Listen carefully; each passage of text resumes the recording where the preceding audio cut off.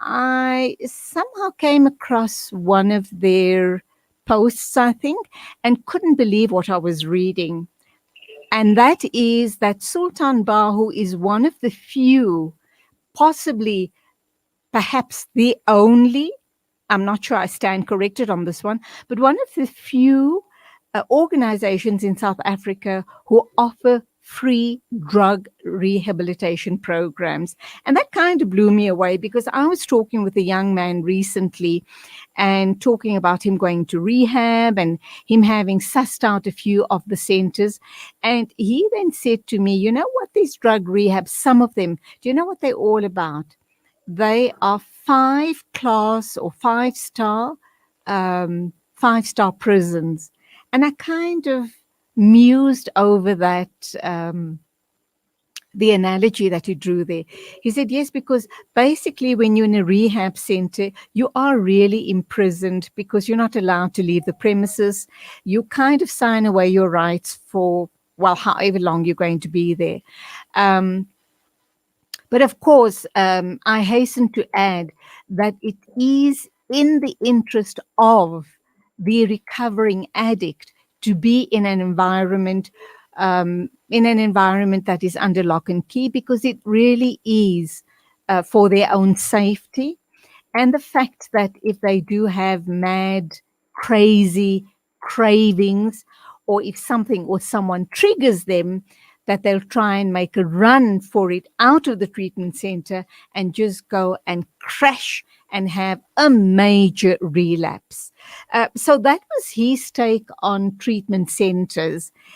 So that is why I was quite taken aback when I read that Sultan Bahu, amongst other things, alhamdulillah, amongst other social responsibility initiatives that they do offer free drug rehabilitation.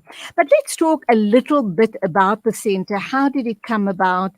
Why they have chosen to run under the banner of Sultan Bahu, whom was, and I'm sure that I won't be wrong in saying that Sultan Bahu was a saint. He was born in the 17th century and he did absolutely amazing work. I think he was born in the year 1630 and he died in the year 1691. And he followed the Qadri Sufi order. And the little that I know about this order, it is still in existence today.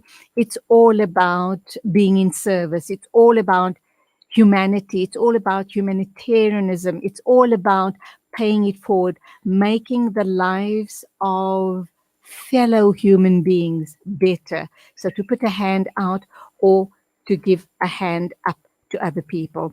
That being said, I'm sure that obviously my first guest, Shuaib Hoosain, who is the treatment manager at Sultan Bahu, would be able to tell us more. Assalamu alaikum. Welcome to the program.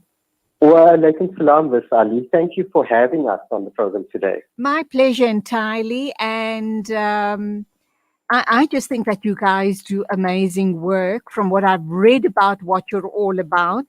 Sure. And the fact that you're upholding this amazing humanitarian, his name, you're keeping alive his name and his legacy that many 100 years on. Sure. Yes, Mrs. Ali, we are indeed humbled. Call me Julie. Please call me Julie. Of course, Julie. We are, of course, humbled and thankful for the opportunity to work under the banner of the name of Hazrat Sultan Bahu. The Sultan Bahu Centre is all about servicing humanity and uplifting those most in need. And we do indeed follow in the light of Hazrat Sultan Bahu and follow his example and try to service to the best of our ability those in need and humanity at large, irrespective of race and religion. So the Sultan Bahu Centre offers many services. We offer dialysis to those in need, cataracts. We have a specific project for that as well. We have numerous feeding schemes. We have an orphanage as well as an madrasa. But the substance use program was really developed and offered as an immense need was expressed in South African society as a whole. initially we started off in the Western Cape, where communities were being ravished by the effects of substance use since the early 70s, right up to the early 2000s, and now in modern times as well. And there was a need for evidence-based treatment, but in line with the spiritual guidelines that could really help get people onto their feet. So in light of this, we approached our teacher of the Sultan Bahu Centre, and the need for rehabilitation was put forward on the table. Initially, it was tough to install services because nobody understood the concept of evidence-based treatment, and we always thought that it was a specialist field, and indeed it is so. Okay. Let me stop you there. Sure. It's the second time you referred to evidence-based treatment. What exactly are you referring to? What are you talking about? Evidence-based treatment services are treatment services based on scientific facts, as well as standard protocol and norms and standards accepted by science, and that has proven to be effective in working with individuals who suffer with substance use disorders. Okay, I understand that from the time Sultan Bahu introduced this program, you screened 15,000 possible people that needed to go through rehab. Of those, 5,000 were admitted. I want to understand why 15,000 was screened. How did you then go on to have admitted 5,000? And I know we're not talking over a specific time period. This was from the time you started the program, and it is ongoing. And added to that figure, I'm going to throw something else into the pot as well, and that is that you're one of the few drug rehab centers in the country that boasts an 80%, and that is huge. You boast an 80% recovery rate. So talk to me about those figures. Sure. Let's speak about the 15,000 figure. Now, Julie, it's quite interesting to note that, and believe it or not everybody who uses drugs has a problem with drugs. Some individuals can use recreationally and stop using at any point with little to no disruptions in terms of their occupational and academic lives. There are some individuals who use for certain pathological issues such as depression or anxiety, and they tend to self-medicate on those issues. But then you have those individuals who use, who have been arrested, who lose their jobs, who are in constant contact with their families and their partners, who have been arrested, and they have these major societal and occupational issues, but they can't stop using. And these are the individuals that actually require specialist intervention services. So out of those 15,000 individuals screened, and out of those that we put into treatment services, those were the individuals that were clinically determined to require specialized intervention services, whilst the others would benefit from prevention and education, awareness, and basic counseling to highlight the harms of misuse and hazardous use patterns of substances. Wonderful. So thank you for having, just put that out of the way, or giving me clarity on that matter. Mm-hmm. How do you come by? All right, we'll come back to the figures in a minute or two. You sound, you speak with a Cape Townian accent, so I presume you are based. You are based in the Western Cape. Am I correct in saying that? I'm based in the Western Cape, but I'm quite intimately familiar with the situation in Gauteng as well. Right. Okay. Let me then ask, you guys are Sultan Bahu drug rehab centers are very, very active in the Western Cape. Do you have a similar program running elsewhere in the country, Johannesburg, Durban, etc.? We do have a facility in Gauteng. It's based at the Johannesburg Institute for Social Services in Mayfair. That's on the corner of Queen and Battery Road. And they also employ the very same evidence-based initiatives that we do. So they are a community-based service. And Julie, I couldn't help but hear you saying about, the limitations of inpatient and glorified five-star hotel setup. When we employ a community-based service, our clients come in at 8 o'clock in the morning and they leave actually 4 o'clock in the afternoon. In fact, they're more than welcome to leave at any time because we're very client right-based and we're very rights-orientated. And our rationale behind that is because at the end of the day, if you send somebody to an inpatient, no matter for how long, whether it be a 6-week, 80,000 Rand program, or for 2 months, for a year, or even 2 years in certain cases, at the end of the day, they have to return to the very community in which they've used, in which they've purchased drugs, in which they've interacted with other substance users.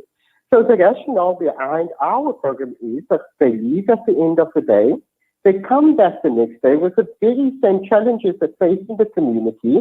Our multidisciplinary team can work with them in a real-time basis and reasonably deal with the real-life issues that they have out there, thus mitigating the instances of lapses and relapses. So what happens if you've been working, and I understand that your program runs for about 7 weeks. So let's assume we're in week 4. Things have been going well with the patient or the addict, however you refer to him or her as. As a client. As a client. So yes.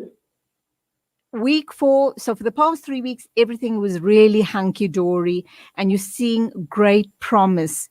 And I'm going to ask you to unpack the program for us. So you see great promise and all of a sudden there's this relapse. He or she comes back the next day. And is this Monday to Monday or just Monday to Friday? Monday to Saturday. Okay.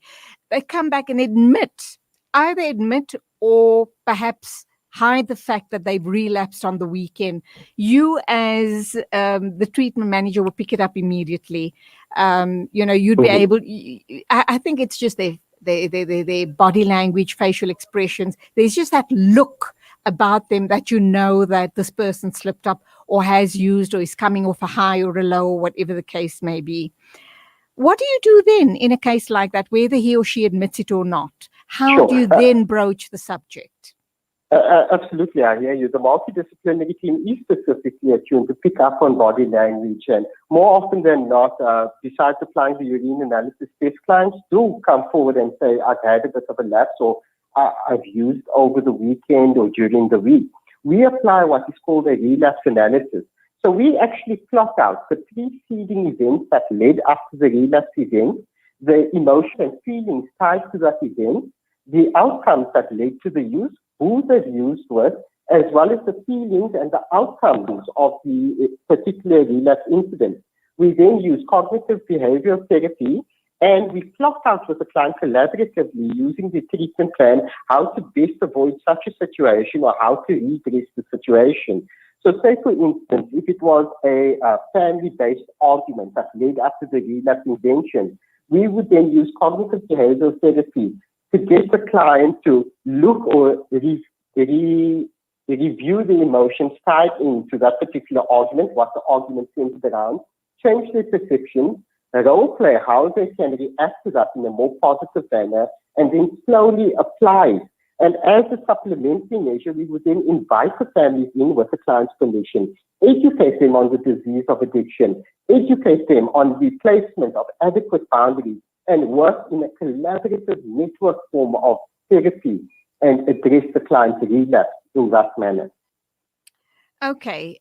You don't kick the person out. You would still keep them on the program. Absolutely not. A relapse is seen actually as a valuable learning experience because individuals do relapse. It does not necessarily mean that the person is not willing to come clean. It's that the individual is struggling with a very real event that is very personal and very important to him.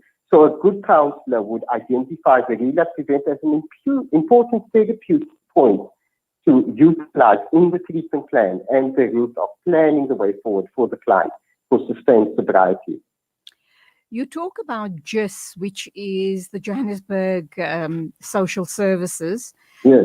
How closely does Sultan Bahu in Johannesburg work with JIS in terms of this drug, I should imagine it would be referred to as an outpatient drug rehab center because they come in at 8 in the morning and leave at 4 every day?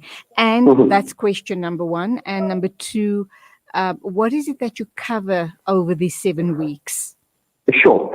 So let me start off with the relationship with JIS. The Johannesburg Institute of Social Services primarily deals with statutory-based cases, mostly involving individuals who have, sociological issues. So these issues could be issues of maintenance, it could be issues of statutory issues with regards to childcare. Now, because of the permeating factor of substance use, more often than not, substance use is tied to a great deal of cases involving statutory cases. In such instances, the social worker at JIS would pick up that there's a substance use component and makes a referral to us, and therefore we are able to offer the client an integrated package of care, where JIS would deal with the statutory aspects of the case, and we would primarily focus on the substance use disorder. When a client is referred to us, irrespective of whether the client is referred to us by JIS, or is a walk-in, or is referred to us by a doctor, by the family, or any other tertiary care facility, each and every client is screened.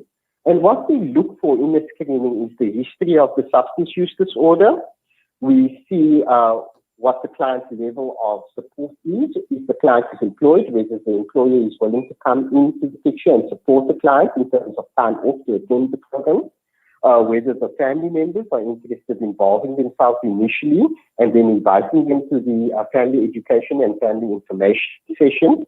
We would then apply what we call a biopsychosocial assessment, where we look at the psychiatric history, the substance use history, the medical history, and the social history of the client. We would then develop an individualized treatment plan. And our treatment plan focuses on the substance use disorder.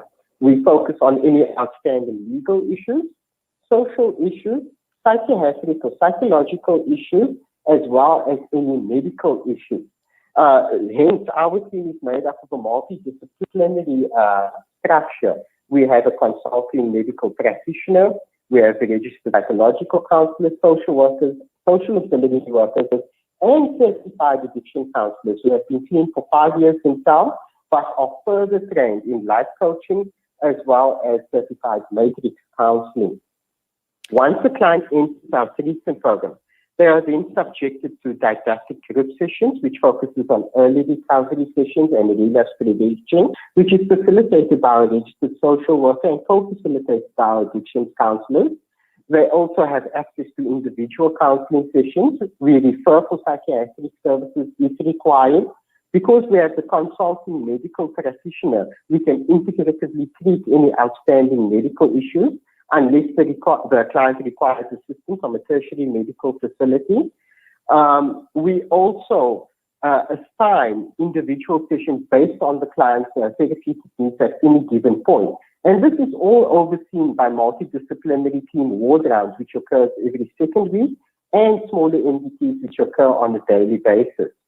Once the client has completed their 7 weeks with us, we sign them on to a 2-month aftercare program, and then they have a reintegration plan drafted specifically in terms of getting back into work, seeking employment if needed, integrating themselves back into the community and back into the family unit. And we focus primarily on the relapse prevention.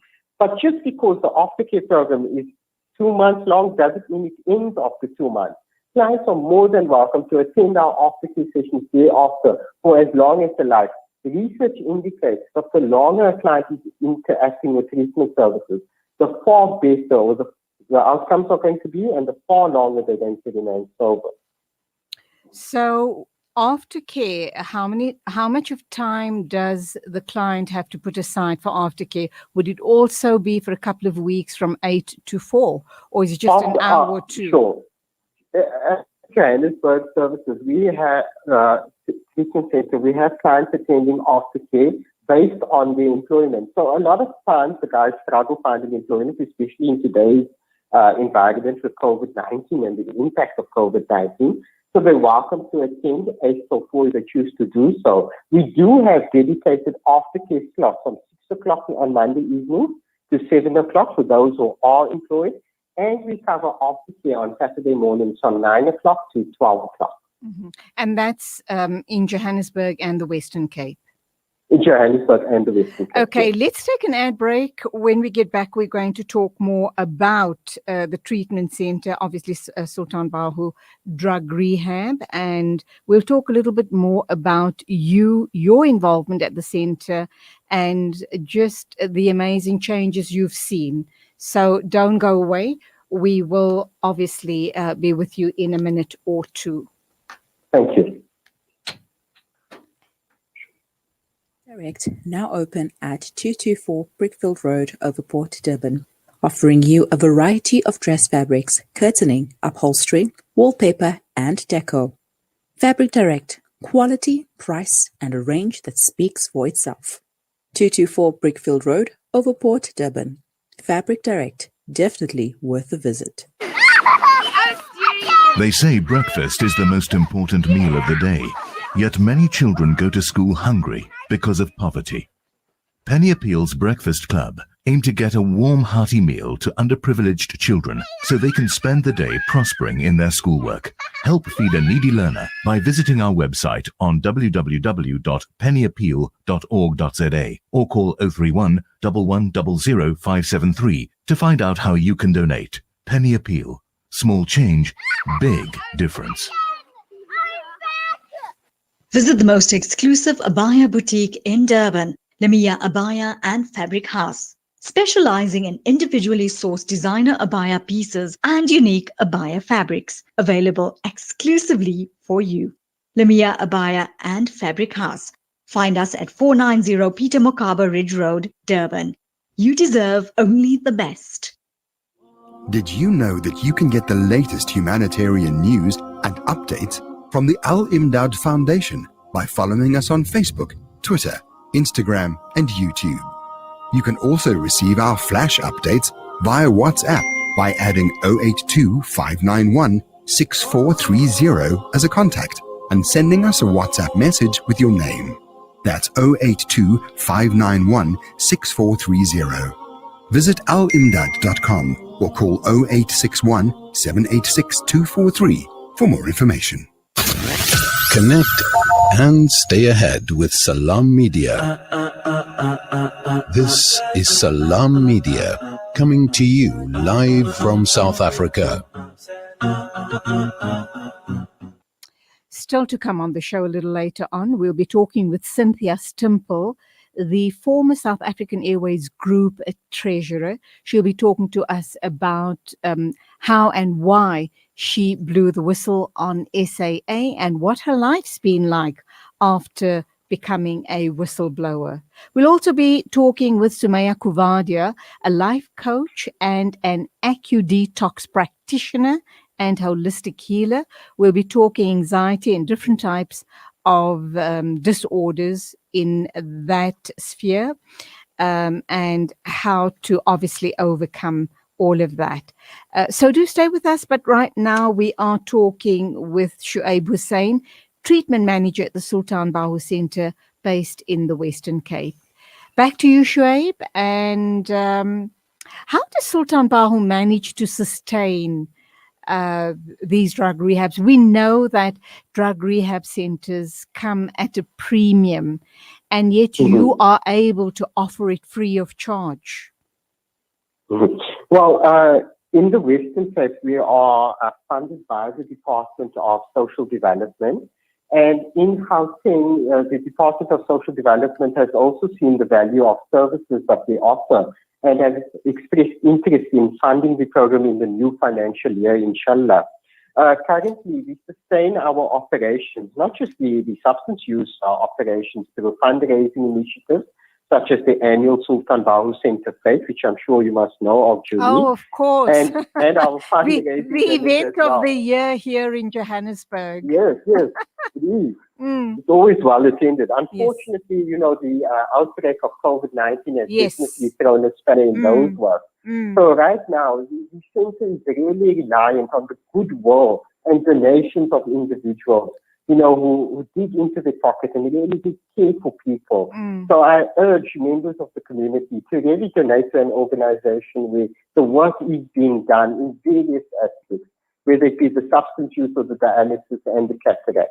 Sultan Bahu Centre does it all. Okay, so the cataract operations and dialysis, how often is that? Is that offered on a regular basis also in Johannesburg and in the Western Cape? Look, I'm very familiar with the Johannesburg Sultan Bahu Centre, where it's a beautiful hall, it's a beautiful venue where a lot of social functions take place there. Where do they then run all of their other operations from here in Johannesburg? Is it from the same centre?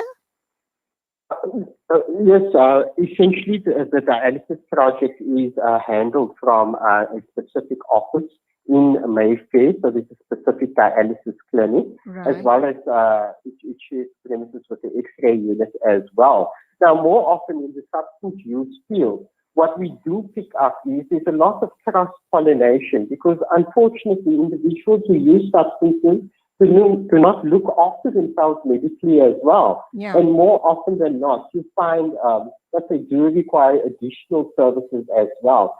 So really, in terms of an integrated service, Sultan Bahu Centre prefers to make sure that it offers a one-stop shop in terms of meeting the needs of clients and the general community as such. Now, when we speak about substance use in Gauteng, Julie, let's look at what's happening over there. According to the South African Medical Research Council, 4,224 people saw treatment services in the last 6 months.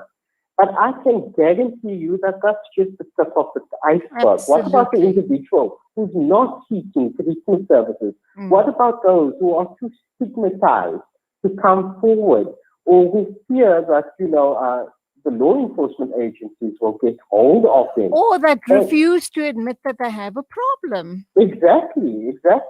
And out of that figure, Julie, even more concerning is that out of the total figure, it's 86% of males seeking treatment services and only 14% of females. And this is in Gauteng only. So treatment services need to look at how we can become more accommodating and how we can integrate ourselves into social work institutions such as gyms to get more females into treatment services. And this is not just limited to Gauteng, and it's not just limited nationally, but it seems to be the international figure for females accessing substance use services. Right. Often when people need to refer a loved one to a treatment center such as JIS, or any treatment center for that matter, I think the one thing that's very off-putting, or the perception, is that there's a lot of red tape that needs to be handled. Your thoughts? How accessible is it to get a loved one into, either Western Cape or your Johannesburg treatment center? We try to keep the intake criteria as low as possible to ensure that we have maximum accessibility. So when one wishes to enter our treatment services, one does not require a great deal of documentation. We just need the individual to be willing to report in. We would do the screening. And more often than not, we do understand that individuals are hesitant to come forward because they've had run-ins with the law or they've been stigmatized. In the case of females, there's this perennial fear that the social worker would remove the children. And in most cases, that's not so. In fact, we liaise with statutory social workers and we offer them a report with the permission of the client to ensure that our clients are reintegrated back with their families and the children and their loved ones. And accessibility is one of the core proponents of the Sultan Bahu Centre. Our motto is not to turn anyone away. Yes, there are rare instances where we would screen individuals who's maybe at risk for tuberculosis or they've had contact with tuberculosis. And yes, we are operating in the times of COVID-19 and we do have COVID screenings in place. But more often than not, because screenings are so effective, intake is seamless. Wonderful. How people listening to us this morning, whether they're in the Western Cape or in Johannesburg, I presume there isn't a centre in KZN because we haven't referred to them at all. But what are the necessary steps? Do they just pick up the phone and speak to whoever answers at Sultan Bahu, or just and say, I need a loved one, or I myself need to start attending the program? Is it as simple as that? And you just go in for an appointment? Julie, it is as simple as picking up the phone or coming in. You don't even need an appointment to come in at our offices. We do our intakes Mondays to Saturdays. We screen you on the day you come in. We carry out the initial assessment, and we do the necessary to get you into our treatment program as soon as possible. We are of the understanding that if you need help today, you need to get help today. Unfortunately, the nature of substance use is as such. If I don't get the help and I'm using, and I don't get the help today, I'm going to use, and it may be many months or even years before I see the need to get assistance once again, and by then I'm going to be worse off. Absolutely, absolutely. That 80% figure that Sultan Bahu talks about, the success rate of people coming through their treatment centres, how do you come by that figure?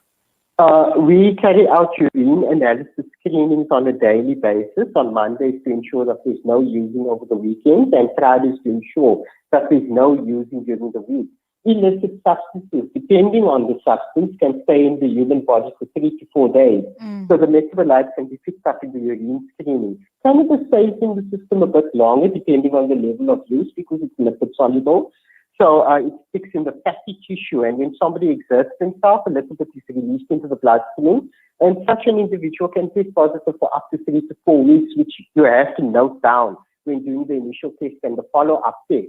But really, it's not so much the drug-free percentage that we're interested in. We're interested in the retention. How many clients leave our doors in the afternoon and return the next day?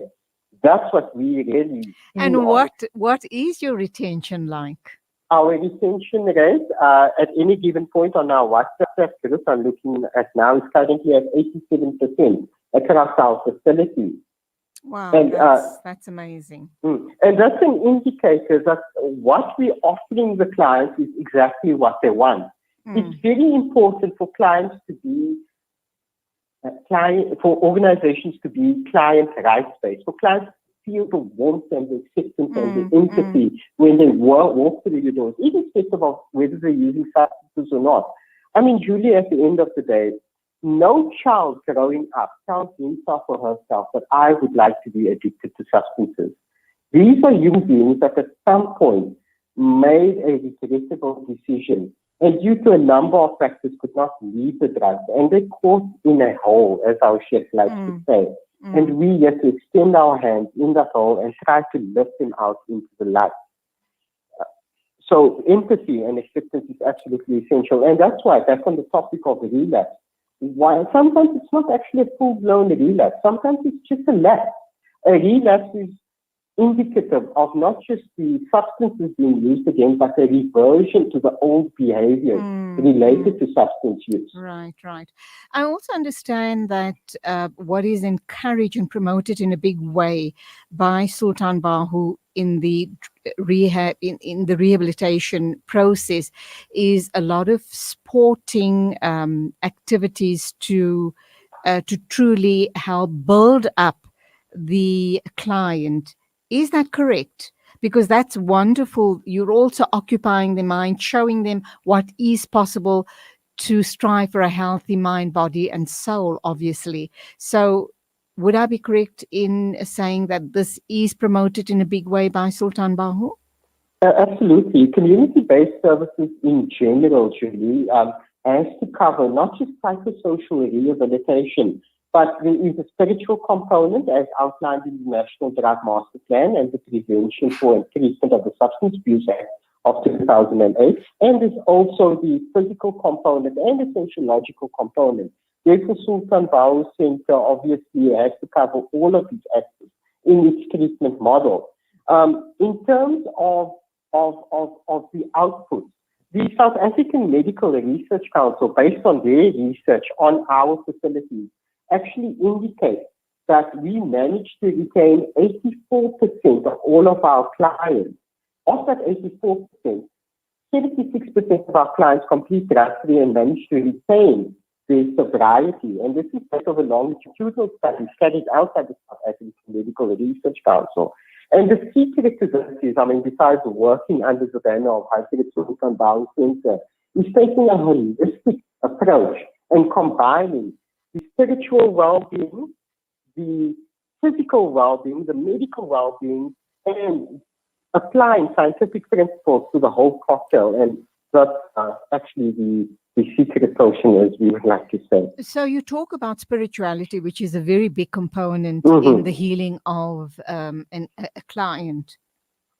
But you also say that your doors are open to any color, creed, or religion. Yes, absolutely. So how does that spiritual aspect, how is it tailor-made to cut across all of those differences? It's a very good question. At the Sultan Bahu Centre, at any Sultan Bahu Centre, we have an imam who comes in to see to the needs of our Muslim clients, but we also have a pastor coming in. On a daily basis? On a daily basis. Oh, wow. Okay. So, you know what's the saying? Many rivers run into the same ocean. Yeah. So we embody that at our facility. God is God. And in fact, many Christians have actually made the statement that they found God at the Sultan Bahu Centre. Absolutely. So for me, that's one of the biggest miracles of Hazrat Sultan Bahu that we still see today at many of these namesake institutions. Right. Tell me, do you people also prescribe to the 12 steps? Because that seems to be the mainstay of the majority of rehab centers throughout the world, not only in South Africa, but all around the world. We promote the advent and the continuation of support groups. And yes, we do refer many clients to support groups within the areas, especially the outlying areas. So there's AA as well as NA.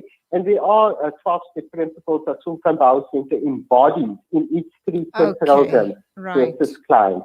Brilliant. We're going to wrap up now, but before I let you go, you truly speak from the heart, and you really speak with authority. You really do know what you're talking about as treatment manager at the Sultan Bahu Centre. How long have you been there? What's your history that you hold this position? Sure. I started with the Sultan Bahu Centre in 2007, and I initially started off as a counselor. And when I started back then, the organization had just opened up the facility in Hanover Park. And Hanover Park is one of the most impoverished areas in the Western Cape, and I was placed there. And when I started, I really resonated with the struggles of the clients, because back then we didn't have established detoxification units. So you could see the struggle these people were going through, that they were willing to go through physical withdrawals without having access to medical stabilization, and they were staying clean. How could one not admire individuals with such will? And as processes developed nationally, as government put more policies in place, and as we had the opportunity through the grace of the Sultan Bahu Centre to give input into government plans and the development of things such as structured detox, and as we promoted the importance of opiate substitution therapy, incidentally, Sultan Bahu Centre is the first funded organization nationally that implemented opiate substitution treatment for heroin-dependent clients. We grew with the organization, and today I'm primarily responsible together with our director, in fact, under the tutelage of our director, on the development of policy. So we promote the rights of clients. We promote the inclusion of evidence-based practices, underlined, most importantly, by the spiritual practices of Sultan Bahu Centre. And we're very grateful for the opportunity. I've learned so much, not just from the organization, but from my clients. So it's really enabled us in terms of our personal development. And we can give that back in new clients accessing our Absolutely. services as What well. about clients that have come through and having gone through the 7 weeks and now decide that they want to give back, want to make a difference? Would you then? You know what? Yes. Yeah. Yes, absolutely. In fact, we encourage that. Julie, the law according to Prevention and Treatment of the Substance Abuse Act says that individuals who want to give back have to have at least 5 years of sobriety under the belt. In terms of, being formally employed as addiction counselors and so forth. But we definitely involve ourselves with volunteerism. We see the value of individuals who have gone through addiction, who have come clean. And we develop them further by sending them on postgraduate courses like the University of the Western Cape. We send them on certified matrix addiction courses or even life counseling to accentuate the experiential input that they can give in our MDCs as well. So there's absolute value in experience, and we capitalize on that together with our professional registered staff. Shuaib Hoosain, it's been an absolute pleasure talking to you, and I commend you for the work you carry out at the center. And I just think that Sultan Bahu is an awesome, absolutely awesome initiative. You guys are doing amazing work. Sure. I will leave you to end off with your final thoughts. Sure. If any person needs assistance with regards to substance use and accessing services, you can contact us on 011-837-6067. People, remember, our services are absolutely free. We have a full-on multidisciplinary team. Even if people can afford it, let's assume it's somebody from a relatively well-off family and they come to you because you know that he or she comes from a wealthy family or a well-to-do or an ordinary working class family. Would you then suggest to them that because you can afford it, perhaps you should give us a donation? Or Julie, at the end of the day, pain is pain. Pain is pain irrespective of what social class you come from, irrespective of how much money you have. Absolutely. And Sultan Bahu Centre tends to pain. Okay. So if they wish to give a donation, they may do so. We have a number of projects that would always benefit from donations. So that number, once again, 011-837-6067. Is there any specific person they talk to or whoever answers the phone?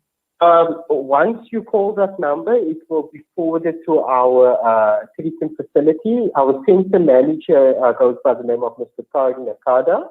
Mr. Nakada. Yeah. Nakada. Mm-hmm. Or our social worker, Ms. Fatuma Musa, is available as well to see your needs. Okay, brilliant. Lovely talking to you, and may you grow from strength to strength. Thank you, Julie. And once again, thank you for giving us the opportunity. My pleasure.